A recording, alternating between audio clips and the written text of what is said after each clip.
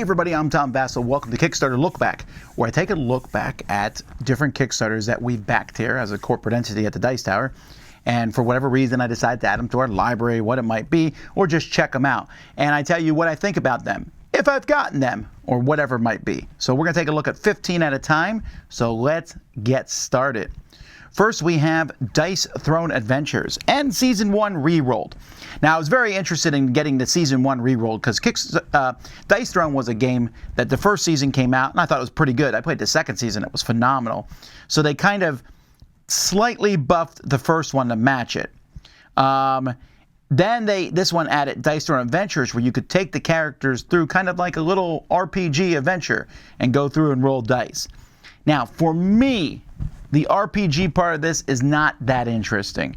I find it to be incredibly difficult and very luck dependent. I mean, the game is luck dependent when you fight other players. But for some reason, when you're going up against enemies, it wasn't as interesting to me to do that. That being said, the Season 1 rerolled part of this was fantastic. So I like that part of it a lot. So... and now since this has come out, we have a Marvel Dice Throne and stuff like that. So then we have Truevang Legends. Well, this one here is an interesting one because they rebooted this after the Kickstarter ended. So they said, here's the game. It was like a big legendary adventure style game based in Viking myth and lore. And then when it was over, after a while, they said, hey, we're basically rebooting the entire thing. So honestly, I don't know anything about this game. It has not yet delivered. Because of all that, it obviously got pushed back considerably. I mean, it looks cool. CMON games always look cool with all their different neat miniatures. And the adventure thing sounds cool. But I haven't really followed all the changes that they made, so I'm not sure. Let's see what the latest update here says. Plastic points of interest samples. All right, so they are getting samples of the plastic parts. That one was June 3rd and May 20th. So it looks like they're working on it. But again, this one is kind of like a blank slate in my head. Then we have Import-Export Definitive Edition. Now, I believe I played Import-Export before this. I'm pretty sure. Just the normal import-export game. I got this because I knew people in the library would like it. If you like Glory to Rome, or have heard of Glory to Rome, import-export is very similar. I mean, very similar. I even like the theme a lot with these little containers and filling them up. I found this one to be, it's just not my game at all. There's just a lot of math, and math is a strong thing for it, but you notice they don't use any of my quotes here for the game. But just because I'm not a big fan of it doesn't mean I thought it was one that people would like in the library. I also like this box, how that looks like a shipping container. So yeah, we got it. It's in the library. Shazam, the political strategy board game. Ooh, I'm interested in that. This game's terrible. I don't like it at all for a couple reasons. One, the game itself. Take out politics, take out everything. The game itself, not interesting. It's an area control game where you make a few decisions, but the game is all about real-world politics. And apparently, there was a section in here that I missed where I could have picked like politics on Mars or something. All right, great. Well, I didn't pick that one. So they ask you a question. So, like for example, should there be gun control in amongst? Can you own a bazooka? All right, but they ask much more inflammatory questions than that. And then you say yes or no. But the questions are written in a very inflammatory way, no, I think that you shouldn't own anything that even remotely is a gun. And the other one might be like, yes, I think every child in America should have one. It was kind of written that way. And then you don't answer based on what you think. You answer based on, I'm hoping to get some more red color on the back of the card. And I don't feel like arguing with people over opinions I don't even have necessarily. I just was not a fan of it. And then the game is not good. Also, the rule book's terrible. So just a big combination. I know some people really like this game. I ain't one of them. Sleeping Gods. Well, what else can we say? This game has been, at this point, when you see this, the Dice Tower Awards will be announced in a couple weeks. And Sleeping Gods has been nominated for many of them. And there's a reason. It's an open world storybook game from Ryan Laukat that people were excited about, and it has fulfilled on everything people were pumped about. The storybook, great. The replayability, immense. The stories are great. The components are cool. I mean, very few games come across the Dice Tower staff here, and we all like it. I mean, I can barely point to any games like that because there's always going to be a few people who don't like it. And there might even be someone who doesn't like this one amongst Dice Tower staff. But that person is wrong because the rest of us like it. And we all played it with different groups and everything. This one just landed with a bang. I think it's really cool. And the sequel has shown up on GameFound. And excited to see when that one comes out. But meanwhile, I ain't done with Sleeping Gods anytime soon. Whew, this is a good group of 15, because now we're at Adventure Tactics, a cooperative tactic game from 1 to 5 player. There's another game that I love. Now, this one did not get as much buzz. I think the game looks a little kiddie, and in fact, is a game you can play with your family.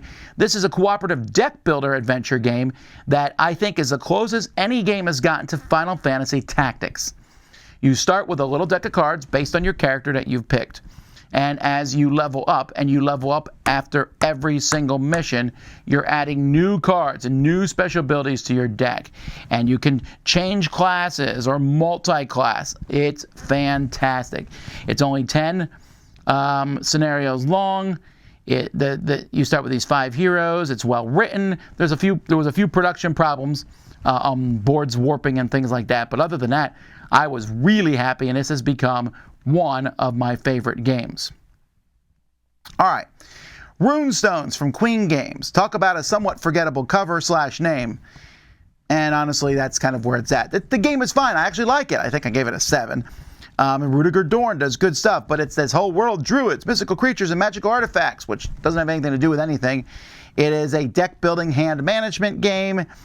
I liked it fine, but I haven't played it for well over maybe 2 years at this point since I've gotten it, because it's neat, it's fine, but my eyes kind of just slide across it on the shelf, mostly because of just how generic the theme is. I do know some people like it, though. I do wonder if it's worth the $74 here that it costs. That I would wonder. I mean, I got these expansions, which I'll probably not use much.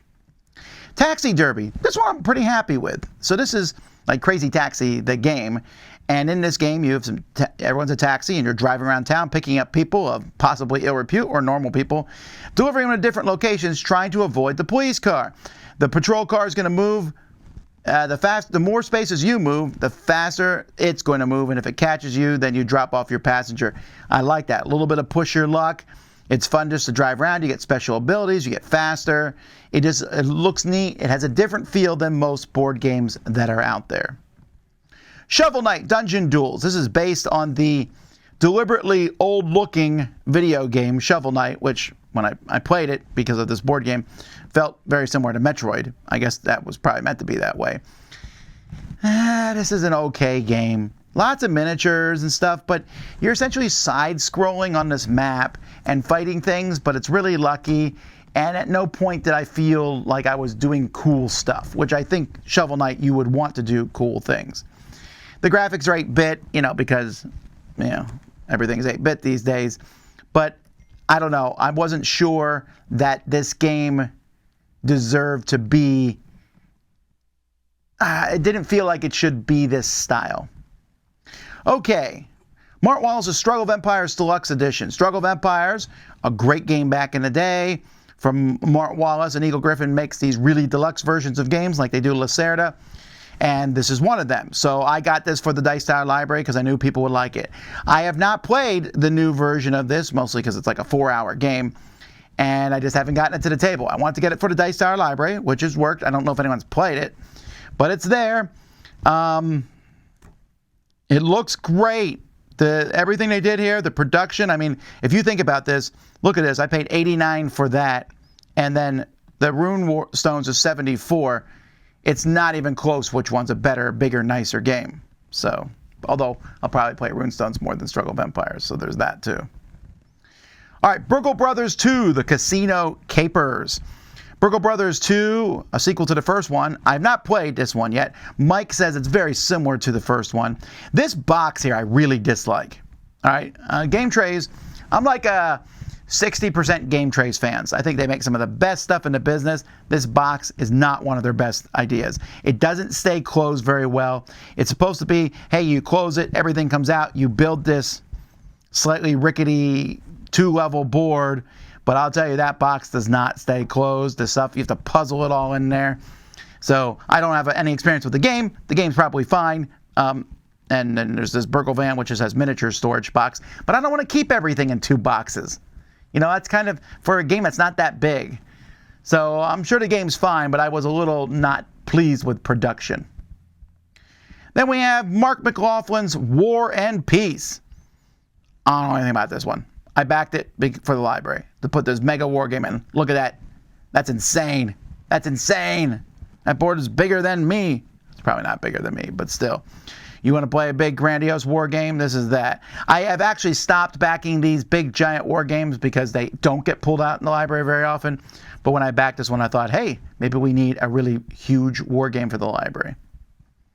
Tentacle Town. Now, I've been raving about many of the Kickstarters that we've gone over in this particular video. This is not one of them. I hate it. It's terrible.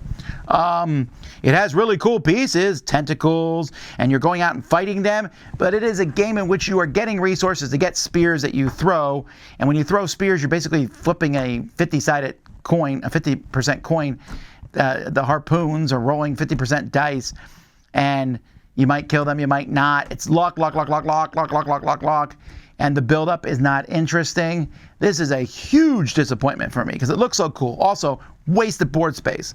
See all that water? You don't do anything. You put tentacles in it, and not that many. And you actually need to place workers and stuff in the rest of the board. I didn't like this one, but man, those tentacles are great pieces. And finally, Successors. You know, I was talking about war games for the Dice Tower Library. There's another one. Mark Simonich, which he's very well known for making very good war games. I looked at this one, I was like, all right, this looks like one people like, has a good pedigree behind it, so I'm glad to have it, but I can't tell you much more beyond that. So it's neat. These big giant war games that have all these really cool pieces, they're more few and far between. There's a lot of war games on Kickstarter these days, but not as many that are big and grandiose as this one. These are from the same folks who made the Hannibal and Hamilcar thing, which is also in the Dice Tower Library. So there you go. Those are the Kickstarters that I backed. Which one's your favorite? I think Adventure Tactics is mine, although it's hard to say that when Sleeping Gods is in the same video. Anyway, let me know what you think in the comments. Thanks for watching. Until next time, I'm Tom Vasel, and you've been watching Kickstarter Lookback on the Dice Tower.